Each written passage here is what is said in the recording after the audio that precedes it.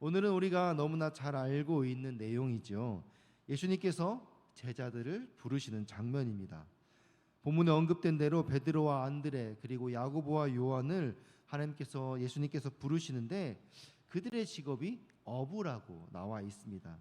이들은 예수님을 만나면서부터 전혀 다른 삶을 살게 되죠.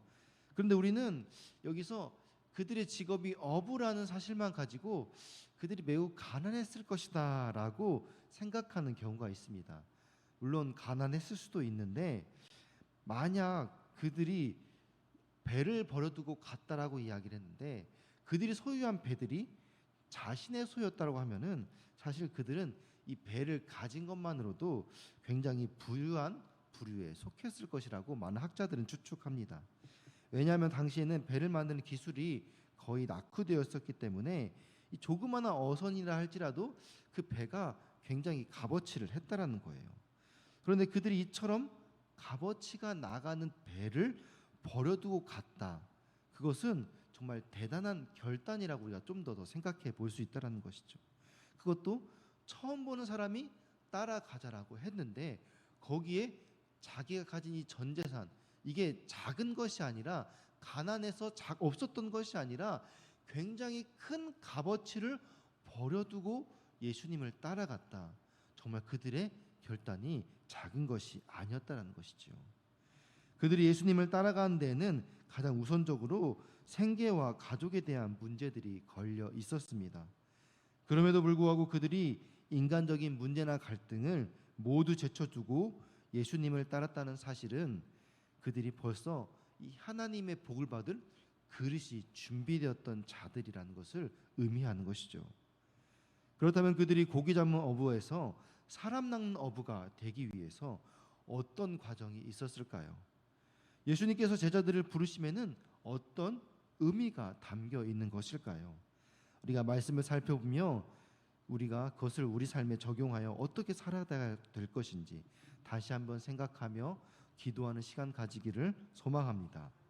첫째로 예수님을 따른다는 것은 세상과 단절을 요구하는 결단입니다. 예수님은 고기를 잡고 있는 제자들에게 나를 따라오라 라고 명령하셨습니다. 이 명령은 지극히 간단한 말로 한마디로 이렇게 표현하고 있지만은 굉장히 중요한 의미들을 담고 있어요.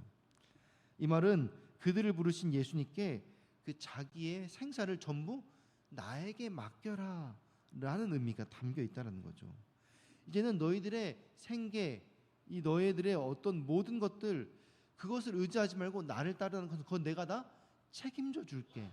이제 그거 다 버려두고 나를 바라보고 나를 따라와라 라는 그 의미가 담겨 있는 거죠. 더 나아가서는 지금까지 그들이 의지했던 그 지식과 경험들, 이것들을 의지하면서 그동안 살아왔지만 어부라는 그 낚시하는 기술들, 이것들을 가지고 생계를 유지했지만은 이제 그것들 다 포기하고 버려두고 그거 생각하지 말고 이제 나만 보고 나에게 맡겨라 라는 그 의미가 담겨 있다는 것이지요. 그래서 예수님은 제자의 자격에 대해서 이렇게 말씀하셨습니다. 누가복음 9장 62절 말씀을 우리 함께 읽겠습니다. 시작. 예수께서 이르시되 손에 쟁기를 잡고 뒤를 돌아보는 자는 하나님의 나라에 합당하지 아니하니라 하시니라. 아멘. 예수님께서 예수의 제자의 자격들을 말씀하시면서 이 말씀을 하셨어요. 예수님의 제자된 자들은 세상에서 의지할 만한 모든 것을 다 끊어버리고 하나님께서 공급해 주시는 힘을 덧입고 살아가야 합니다. 그래서 우리는 세상과 단절하고 오직 주님만을 바라보고 나아가야 할 줄을 믿습니다. 두 번째로 예수님을 따른다는 것은 예수님을 닮아가겠다는 결단입니다. 예수님을 따른다는 것은 예수님과 동고동락하면서 예수님과 함께 지내면서 제자들이 공생의 3년을 예수님과 함께 지내면서 그의 삶을 본받는 것을 의미합니다.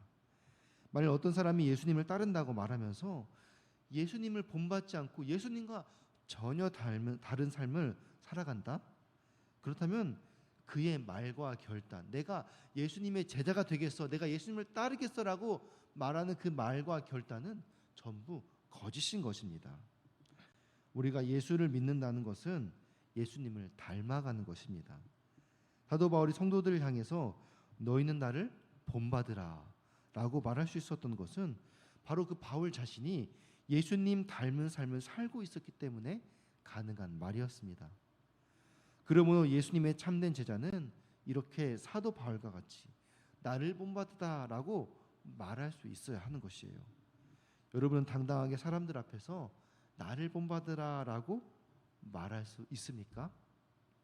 사실 이 말이 생각처럼 쉽지 않죠. 저도 당장 오늘 제가 설교하면서 여러분에게 여러분 저처럼 살아야 합니다라고 말할 자신이 없습니다. 그러나 예수님처럼 살려고 부단히 노력하고 있어요. 그러니 여러분도 저와 함께 끝까지 포기하지 말고 이 길을 걸어갑시다. 이 정도는 말할 수 있어요. 여러분도 이 정도 말할 자신이 있으시죠? 네. 예수님 닮으려고 오늘도 남들 다 자는 새벽에 깨워서 오늘도 하루를 좀 말씀으로 살아보려고 예수님 닮아가려고 이렇게 나오신 것 아니겠습니까?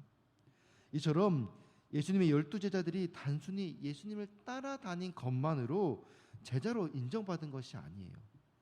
예수님의 제자 중에는 가룟 유다가 있었죠. 그 가룟 유다는 예수님 본받는 삶을 거부하였기에 예수님을 따라다녔음에도 결국 어떻게 됐습니까? 제자에서 제외되지 않았습니까? 그리스도인은 그리스도를 따르는 사람, 그리스도를 본받는 사람입니다. 그래서 예수 믿는 성도 모든 사람은 예수님의 제자이고 마땅히 예수님을 닮아가야 하는 것입니다. 이 삶을 거부하는 사람은 교회에 다니더라도 아직 구원받은 천국 백성이라고 자신 있게 말할 수 없는 것입니다. 세 번째로 예수님을 따른다, 예수님의 제자가 된다는 것은 자기를 포기하는 것입니다. 예수님의 부르심을 받은 야고보와 요한은 배뿐만이 아니라 자기 아버지 세베대를 버려두고 예수님을 쫓았습니다. 그런 영생을 얻는 방법을 알고자 했던 부자 청년은 예수님의 말씀을 듣고 어떻게 했습니까? 우리 마태복음 19장 21절 같이 읽겠습니다. 시작. 예수께서 이르시되 내가 옹전하고자 할진대 가서 내 소유를 팔아 가난한 자들에게 주라. 그리하면 하늘에서 보화가 내게 있으리라. 그리고 와서 나를 따르라 하시니 그 청년이 재물이 많음으로 그 말씀을 듣고 근심하며 가니라. 아멘. 그 부자 청년은 예수님께서 제시하신 제자의 길, 영생의 길에 대한 확실한 믿음이 없었어요. 그리고 예수님의 말씀을 듣고 이렇게 해서 구원을 받을 수 있다고? 이렇게 해서 영생을 얻을 수 있다고? 이 말씀을 도무지 이해할 수가 없었던 거예요. 그래서 결국 근심하며 돌아갈 수밖에 없었던 것입니다. 그러나 요한복음 4장의 수가성 여인은 어떠했을까요? 예수님께서 내 남편을 불러오라 라고 말하면서 이 수가성 여인의 허물을 드러내고자 하셨어요. 그때 그녀는 어떻게 대답했습니까? 자기는 남편이 없다라고 말하면서 그 자기의 그 모든 그 과오를 인정하면서 나아갔습니다. 사실 남편이 엄청 많았죠. 근데 그 남편이 다 자기 남편이 아니라는 거예요.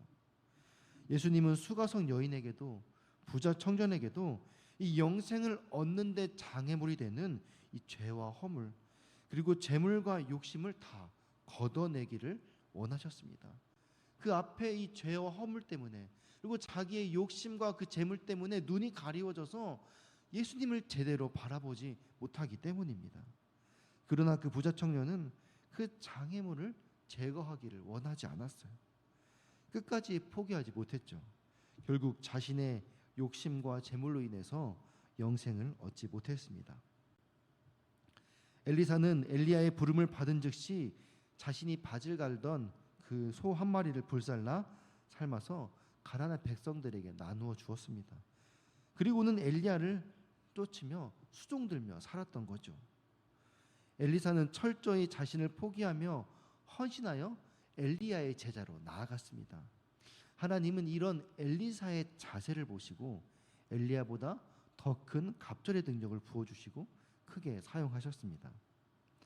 예수님은 12제자에게 권능을 주시고 파송하시며 이렇게 말씀하셨습니다. 마태복음 10장 37절에서 39절 말씀입니다. 함께 읽겠습니다. 시작. 아버지나 어머니를 나보다 더 사랑하는 자는 내게 합당하지 아니하고 아들이나 딸을 나보다 더 사랑하는 자도 내게 합당하지 아니하며 또 자기 십자가를 지고 나를 따르지 않는 자도 내게 합당하지 아니하니라. 자기 목숨을 얻는 자는 잃을 것이요 나를 위하여 자기 목숨을 잃는 자는 얻으리라. 아멘. 이렇게 예수님의 제자가 되기 위해서는 철저한 자기부정과 헌신이 필요합니다. 하나님께서 또 제자들에게 요구하셨듯이 오늘도 우리에게 말씀하시는 거죠. 바울은 자기에게 유익했던 모든 것들을 예수님을 전하는데 해로운 것이라고 여겼습니다. 그리고 실제로 이 모든 것이 자기를 떠나가고 자기에게 사라졌을 때 오히려 그것을 아쉬워하는 것이 아니라 사실 이 모든 것들이 다 나에게는 배설물이었다라고 말하였습니다. 예수님의 십자가 사건 이후 부활하시고 승천하신 후에 성령의 권능을 받은 제자들은 복음 전도를 위해서 자기의 생명도 포기하는 희생을 감수하는 불의 사람이 되었습니다. 이처럼 철저히 자기를 희생하는 사람이 바로 예수님께서 말하는 사람 낚는 어부, 그리고 예수님의 부르심에 합당한 제자된 삶인 것입니다. 사랑하는 서울제일교회 성도 여러분, 많은 사람들은 제자의 부르심이 자신과는 아무 상관이 없다라고 생각합니다. 오늘 말씀처럼 세상과 단절하고 예수를 닮아가고 또 철저히 자기 자신을 포기하는 삶은 특정한 사람들에게만 주어지는, 그 당시 예수님께서 12제자를 부르셨을 때 그런 소수의 사람에게만 주어지는 그런 운명과도 같은 임무라고 생각합니다. 그러나 성경은 사람 낚는 어부의 삶이 2000년 전에 그 제자들, 특별히 성경에 기록된 그런 성경의 특별한 인물들에게만 주어진 사명이 아니라고 끝없이 우리에게 말씀하고 있습니다. 바로 모든 성도, 모든 그리스도인은 두렵고 떨리는 마음으로 각자가 자기 자신의 구원을 이루어야 한다라고 말하고 있습니다. 그러기 위해서는 우리 모두가 예수님을 따르는 예수님의 참된 제자가 되어야 될 줄 믿습니다. 그래서 베드로전서 2장 9절에서는 예수를 따르는 우리 모두는 왕 같은 제사장으로서 자신을 어두운 데서 불러내어 그의 기이한 빛에 들어가게 하신 자의 아름다운 덕을 선전해야 하는 사명을 받은 자라고 말씀하고 있습니다. 우리가 이 사명을 받은 자로서 오늘도 마땅히 부르심에 순종하여 사람 낚는 어부의 사명을 다하여 세상에 빛을 비추고 세상에 맛을 내기 위하여 사명을 다하는 거룩한 하나님의 자녀들이 다 될 수 있기를 주님의 이름으로 축원합니다. 우리가 이 시간 들은 말씀 기억하며 함께 기도하기 원합니다. 전 기도하실 때 예수님 따라가는데 방해가 되는 세상의 욕심과 재물, 나의 욕망과 생각들을 다 내려놓게 하여 주옵소서. 내 자신을 부인하고 자기 십자가를 지고 가는 참된 제자의 사명을 감당하게 하여 주옵소서.